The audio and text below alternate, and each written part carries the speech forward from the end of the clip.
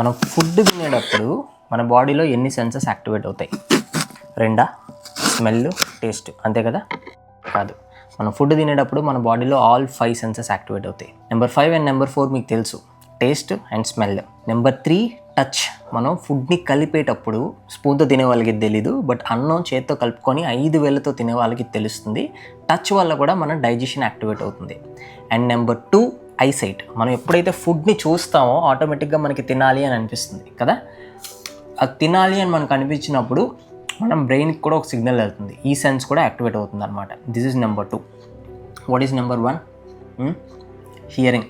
మనం ఫుడ్ చూస్ చేసేటప్పుడు వచ్చిన సౌండ్ కానీ ఫుడ్ కలిపేటప్పుడు వచ్చిన సౌండ్ వల్ల కూడా మనకి బ్రెయిన్ యాక్టివేట్ అవుతుంది, మనకి డైజెషన్ అవ్వాలని సిగ్నల్ ఇస్తుంది, లేదా ఫుడ్ తినాలని కోరిక పుట్టిస్తుంది అనమాట. అందుకే ఈ మధ్యన చాలామంది ఫుడ్ వీడియోస్ చేసేటప్పుడు కూడా ఏఎస్ఎంఆర్ వాడుతున్నారు. ఆ సౌండ్స్ వల్ల కూడా మీ బాడీలో కొంతవరకు యాక్టివేషన్ అనేది వస్తుంది.